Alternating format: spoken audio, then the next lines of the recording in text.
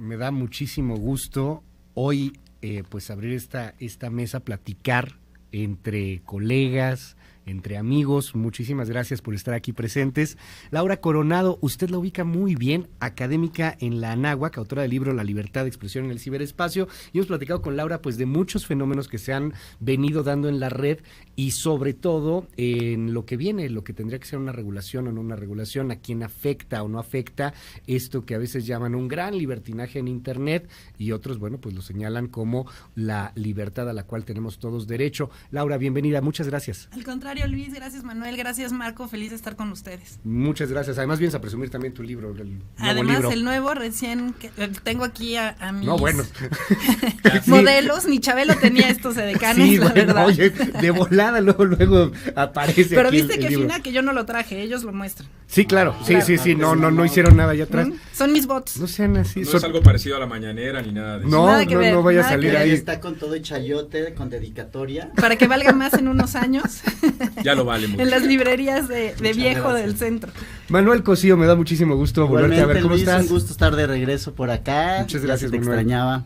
Igual, bienvenido, experto en redes sociales, pues has ganado de hecho varios premios de redes sociales, de campañas, de marketing digital. Gracias por estar con nosotros. Muchas gracias y un saludo al auditorio. Director de la revista Etcétera, colaborador frecuente en este espacio, siempre un gran honor y un placer poderte saludar. Marco Levario, ¿cómo estás? También para mí es un honor, muchísimas gracias, mucho gusto de estar con ustedes. Bueno, pues hoy hay varios puntos ahí sobre la mesa. Uno de ellos tiene que ver con la libertad de expresión, con un nuevo fenómeno que estamos viendo en cuanto a comunicación. Antes la cosa era lineal, la persona que estaba en la radio o en la tele mandaba un mensaje, el receptor pues se quedaba simplemente escuchándolo o observándolo y no había ninguna interacción, no había una comunicación de dos vías. Hoy esa comunicación pues está muy presente y eso ha detonado pues que las cosas cambien de manera radical.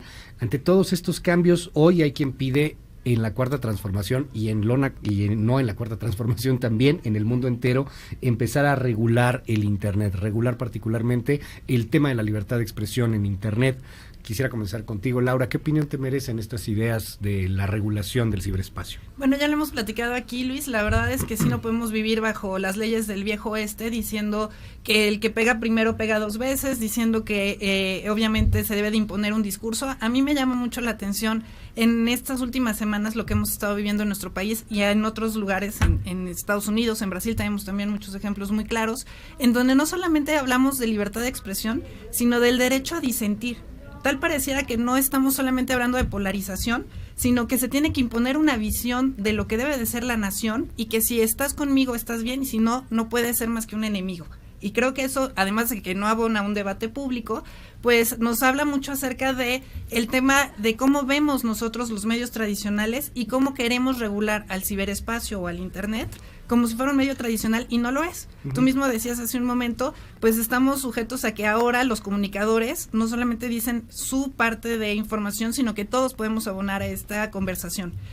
Napoleón decía que le tenía más miedo a un periódico hostil que a 1000 bayonetas. Pues es que ahora no es un periódico hostil ni 1000 bayonetas, somos miles de usuarios que tenemos información y que la compartimos de manera inmediata.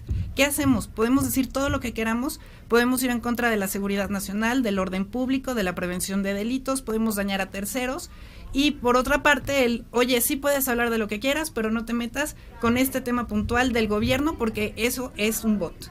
No sé si me explico. Sí, claro. ¿Qué opinas, Marco Levario? Creo que se está dando la regulación de los medios más allá, de las redes sociales, más allá de los parámetros con los que nosotros quisiéramos encauzar esta regulación. Antier, por ejemplo, la Comisión Europea en Bruselas tuvo una reunión, parece que la última antes de decidir, porque intentan decidir en función de una regulación continental, vale decir, europea, en donde precisamente Bélgica, el país sede, junto con España o junto con Inglaterra, igual que Alemania, están de acuerdo con que se regulen las redes.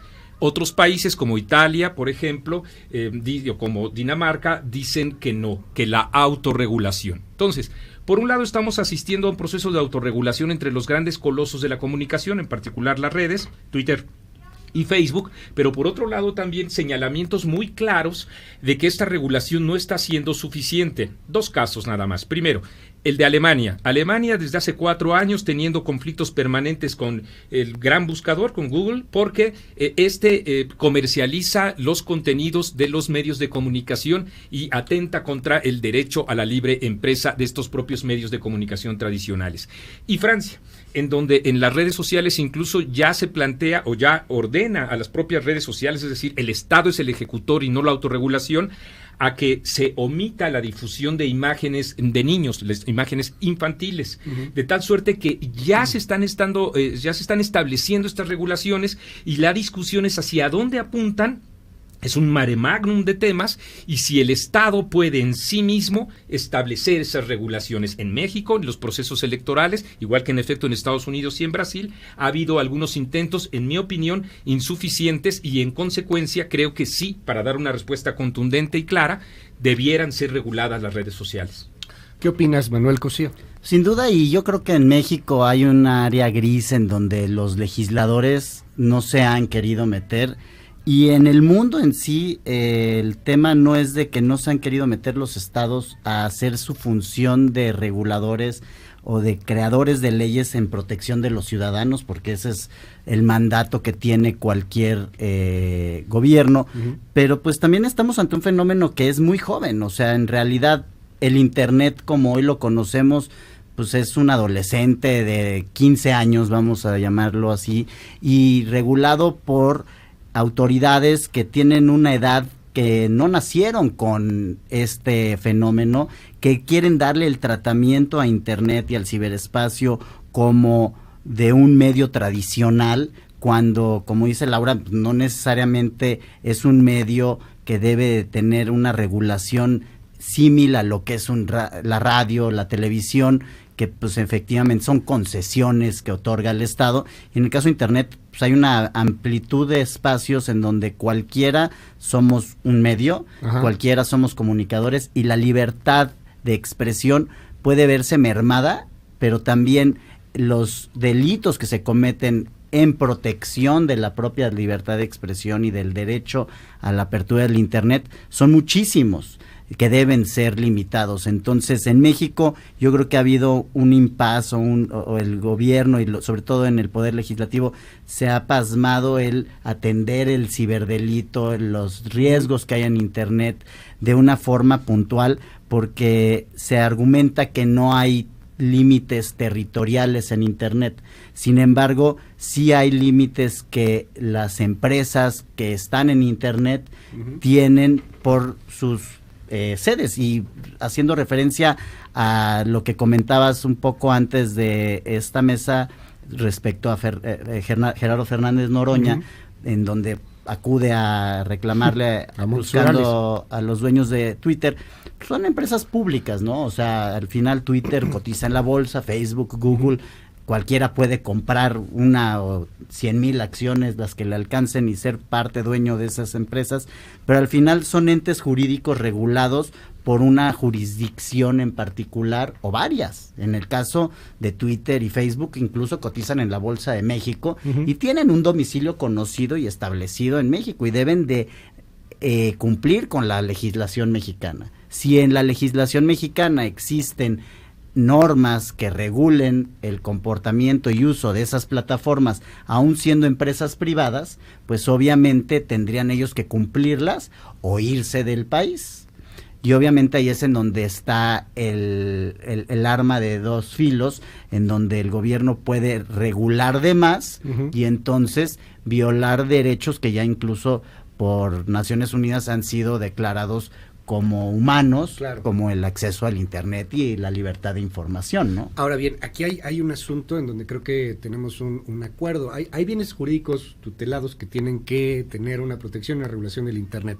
Pienso en el tema de la niñez, por ejemplo, el asunto de pornografía infantil, que ha sido una verdadera situación cancerógena, de cáncer ahí en las redes. La propiedad intelectual. La propiedad intelectual, el Deep Web, por ejemplo. O sea, también ya cuando empiezas a utilizar Internet para vender droga. No, para incitar al terrorismo, para incitar al terrorismo, tráfico el discurso de armas de odio de incluso. Australia y Facebook. Claro. O sea, todo eso es muy claro. Es muy claro y que, es muy fácil de regular. Que tiene que regularse. Eso es muy fácil, ahí es en donde encuentras consenso. Pero retomando un poquito lo que decía Manuel, efectivamente somos adolescentes, por así decirlo, pero es un adolescente rebelde y mal portado.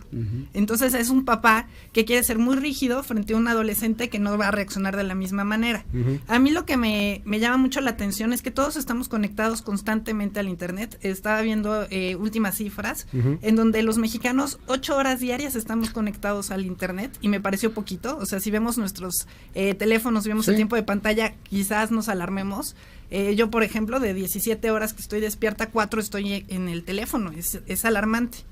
Y gran parte de ese porcentaje de horas es a redes sociales. Y nos estamos convirtiendo en una sociedad más informada, es decir, que tenemos muchos datos, que recibimos muchos datos, pero no sabemos qué hacer con esa información. Entonces tenemos este parálisis ni discernir de lo verdadero y de lo falso. Ni siquiera analizamos y no le damos seguimiento. Entonces hoy hablamos de la salud, hace una semana de la contaminación, hace 3 semanas acerca de lo que había pasado en el Repsamen, pero no sabemos qué siguió, no sé si me explico. Es que es totalmente cierto porque tenemos una audiencia y una población que bueno, pues ha decidido irse a veces por lo superficial, por lo frívolo, más allá de la profundidad.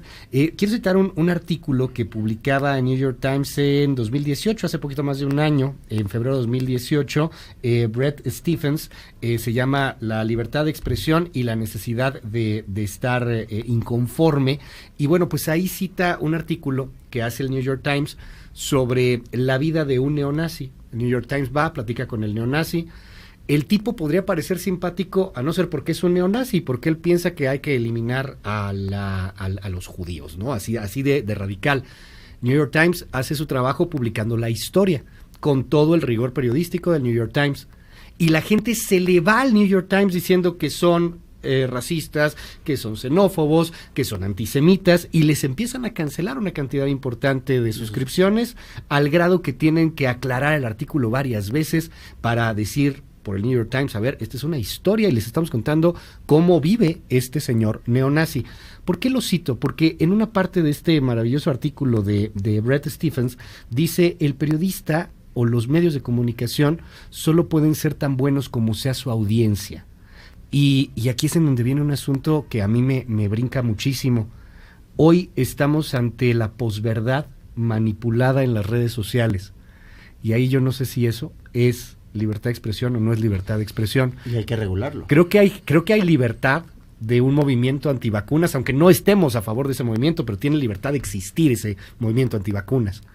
Pero hoy existe de tal manera que ya tienes brotes de sarampión, algo que pensabas que estaba controlado. Y en el primer mundo, que es lo que más te alarma.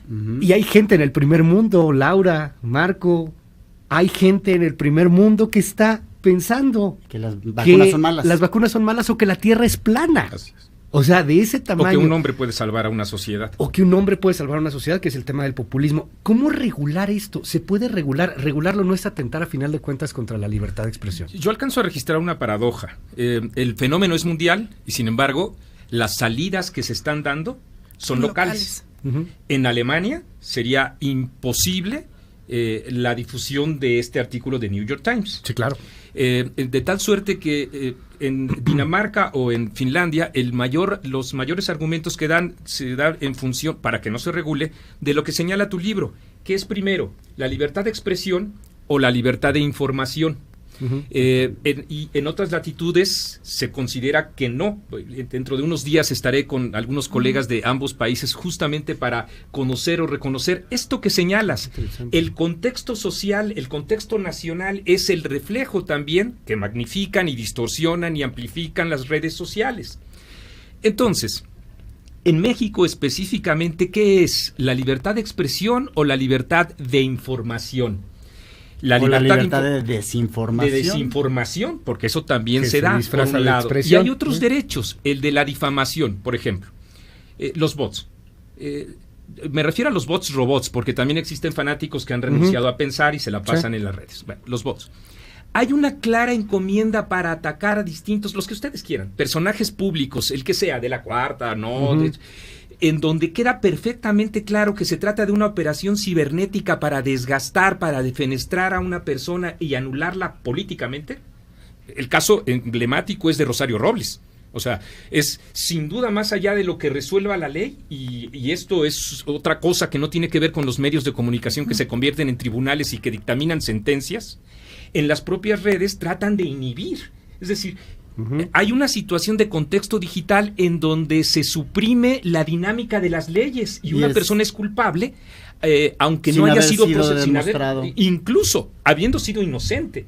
Que ese es uno de los grandes problemas que se magnifican en las propias redes sociales. Y que no te enteraste que fue inocente, porque lo que te llamó la atención fue lo primero, no sé si me explico. Como claro, lo explicaba Luis hace no rato, el tema de las por ejemplo, supuestas quimioterapias de agua en Veracruz, que la gente sigue creyendo que efectivamente sucedió, no defendiendo a Duarte, pero al final pues fue un fake news que se demostró, pero siempre la noticia negativa tiene mayor impacto que el desmentido o la aclaración. Incluso pasa como una virtud periodística la del medio que difundió esa fake news, animal político. Queda así como héroe, como valiente, cuando en realidad lo que se difundió es una falsedad, independientemente de ese personaje, que quede muy claro, porque también se envicia tanto en las redes sociales el intercambio público. Que se justifica entonces el que haya una fake news porque el que está detrás es un ampón. Impresentable, y este sí es un ampón porque está en la cárcel, ¿no? Yo sé que tú no haces esto, Manuel Cosío, pero sí quiero preguntártelo porque tú, o sea, eres experto en marketing digital, en trabajar justamente con el tema de formar opinión pública, que es distinto formar a manipular opinión pública, y hoy hay un fenómeno en donde se crean, no sé, 1000 blogs, que son páginas de internet, y todas empiezan a difundir eso, o sea, fake news, y a través de eso vas logrando manipular ahí sí a la opinión pública. Tienes el ejemplo del Brexit, pero tienes el ejemplo también de la injerencia rusa en Estados Unidos. Ahí estaba Breitbart y una serie de blogs de ultraderecha, ¿no? Y al final lo que es la manipulación de la opinión pública, del estado de ánimo de la gente. Ayer estuvimos en Baja California, mis socios y yo, hablando de una metodología que desarrollamos que se llama Aura Electoral, en donde no le preguntamos a la gente si hoy fuera la elección votarías por A, B o C, sino analizamos su estado de ánimo y las necesidades de la gente, lo mapeamos y a partir de esas cruces de información, que son 504 variables, podemos analizar el estado de ánimo y hacer un modelo predictivo, no nada más de lo que leemos en redes sociales, que es uno de los componentes con el radar digital, sino en tierra, yendo a sus casas y entrevistándolos y conociendo realmente cómo viven y cuáles son las causas. Y obviamente a partir de eso, pues se abren espacios muy importantes para la comunicación política ética, en donde a nuestros clientes les decimos, a ver, tu rentabilidad electoral para la comunicación en tu campaña va por estas causas, en estos lugares tienes que hablar de esto, y en estos lugares tienes que hablar de esto otro, y pues nosotros nos encargamos de las campañas de donde tienen que hablar de lo que a la gente le interesa.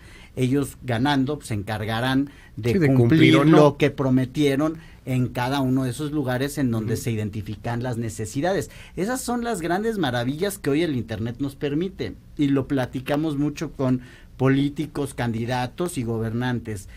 El poder de las redes sociales y la capacidad de crear comunidad entre el gobernado y el gobernante, y escuchando al ciudadano. Hoy el alto grado de indignación que existe en la sociedad es que desde que nacieron las redes sociales se exacerbó esa indignación, porque aquí estoy, gobierno, te estoy mandando un mensaje y me bloqueas, o no me lees, o me calificas de bot o de troll porque no estoy de acuerdo, y al final esa etiqueta de menospreciar o minimizar a aquellos que no están conmigo, no quiere decir que no esté contigo, gobernante, porque te critique o te esté diciendo esto está fallando. Si hay una falla, te lo estoy diciendo para que lo corrijas, que ese es tu trabajo. Entonces, si no quieren los gobiernos que haya crítica, que cumplan y hagan su trabajo. ¿Ah, sí? Un pueblo tiene el gobierno que merece. y eso también es como haciendo referencia a lo que decías de que un medio tiene la audiencia que merece, ¿no? Sí, claro, y lo que dice por ahí Bret Stephens en el New York Times es que también tienes que ser, o sea, las audiencias tienen que tener también ciertos niveles, los auditorios tienen que tener ciertos niveles, porque de otra manera, pues hay muchos, como lo dices Marco Levario, fanáticos que están renunciando ya a pensar y que pues empiezan a clavarse en una serie de información que lo sigue ideologizando, lo sigue fanatizando. Se nos está terminando el tiempo y es que hay tantos temas, a modo ahora sí que de conclusión, una reflexión final en torno a esto, regular o no regular el ciberespacio. Creo que tenemos un acuerdo en que hay bienes que tienen que estar regulados, evidentemente, pero esta brecha de libertad de expresión podría llegar a ser peligrosa e inclusive una tentación autoritaria. Ojalá que nunca seamos como China, ¿no? En donde pues, lo que no quiero que salga y si lo bloqueo. Y es un poco retomando esto, Luis, y lo documentabas hace unos días, Google pues ya no está en China. Uh-huh. Y lo sorprendente es que los chinos no están protestando porque Google no esté, no sé si me explico, dicen, sí, bueno, tengo otros buscadores, utilizo otros mecanismos para tener información. El problema es que si nosotros como ciudadanos, como ciberciudadanos, como usuarios de estas redes, efectivamente estamos conscientes del poder que podemos ejercer a partir de las mismas. Yo creo que sí, efectivamente ya no estamos hablando de un cuarto poder y no quiero entrar en uh-huh. todo este tema filosófico, pero sí creo que deberemos de ser muy conscientes del poder que tienen las redes sociales y cómo podemos nosotros utilizar ese poder, ya que lo tenemos a mano y que es una forma efectivamente de que seas escuchado por tus gobernantes. Si ustedes recuerdan hace unos meses cuando teníamos al expresidente gobernando y había este vacío un poco de poder y que no sabían quién entraba y cómo entraba, pues la agenda la marcábamos los ciudadanos. Sí.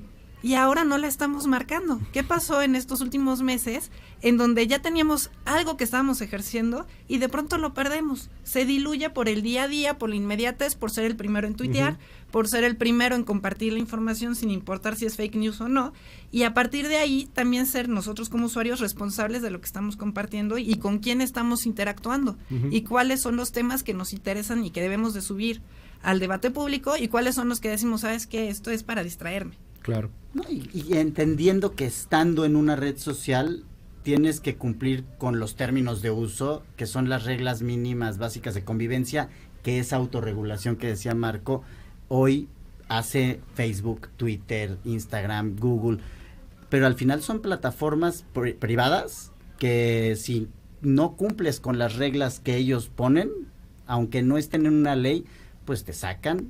Te bloquean, te bajan. Y obviamente pues no, tu cuenta de Facebook no es tuya, tu página de, tu cuenta de Twitter no es tuya. Sí, te no, presta el espacio para que interactúes con otros usuarios, una empresa, y obviamente pues tú estás cediendo tu información, estás manifestando estar de acuerdo en recibir uh-huh. publicidad, entonces pues realmente no quieres perder tu privacidad, no te subas a las redes sociales. Y no tienen líneas editoriales. Eso yo creo que también es importante manifestarlo, porque a veces se compara a Twitter y a Facebook con un medio. El medio me censura o el medio...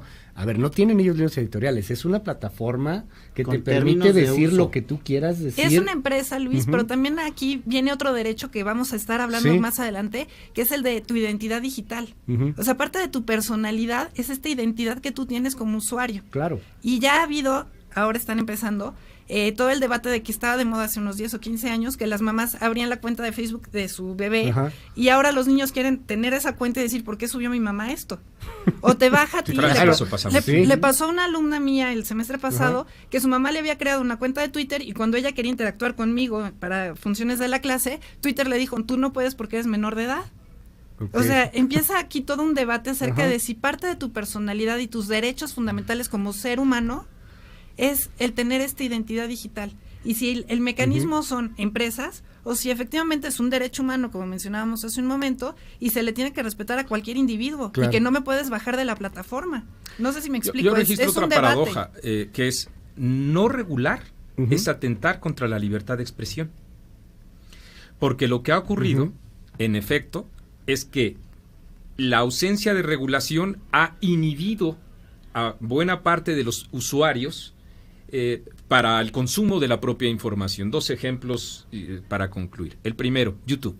el hecho de que no se regule hizo que ni siquiera se dieran cuenta los operadores de que en un determinado video, después, de hecho de niños, después llegaban a prácticas de pedofilia.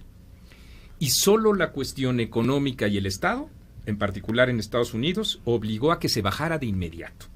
Es decir, más allá de la independencia que tenga o no una propia empresa, que uno accede o no a sus propias reglas, también existen leyes del mercado. En Twitter bajaron sus acciones hace 2 años, y entonces metió otro tipo de regulación porque cuidado, no te metas con el dinero, decía una canción de Serrat. Y el segundo ejemplo es el que tiene que ver con los compromisos que ha establecido Facebook para decir que van a luchar contra la desinformación. Eso ya es porque es una razón de Estado en procesos electorales, un avance muy importante. Por eso es que creo que regularlo precisamente garantiza esa libertad de expresión. Ahí está la regulación. O sea, Facebook, en cuanto al escándalo de Cambridge Analytica, pues ahí tuvieron que comparecer entre porque además el Congreso de es Estados todavía Unidos. Más complicado, o sea, tienen accesos, como bien lo señalas, Laura, está el asunto de la identidad digital, pero además estas plataformas tienen accesos que nosotros les hemos permitido que nos que conocen tengan. Más que nosotros mismos. Seguramente y sí. que nosotros alimentamos, y esos datos valen. O sea, sí tienen un peso económico y político y social, y nosotros se los estamos proporcionando tu Google Home, gratis. tu Alexa en casa que te escucha, hombre, que te escucha para... Y entonces, a mí sí me ha llamado la atención que de repente estoy platicando de un artista y la siguiente canción que aleatoriamente se pone es de ese, es coincidencia. No, pues no. Hay un análisis. Pero también hay identidad. metadatos. Cuando yo me doy cuenta de que en el propio teléfono ya me están ofreciendo una nueva tanga, me doy cuenta que hay una asociación entre mis predilecciones personales. Sí, ¿qué es lo que estás buscando, Levario? Consumiendo si se puede. Muchísimas gracias. Nos fue el tiempo como agua. Laura Coronado, muchas gracias. Mil gracias. Hay que repetir la mesa, ¿no? Cuando digas. Va, Marco Levario, muchísimas gracias. Manuel Cosío, muchas gracias. Hago una pausa, seguimos.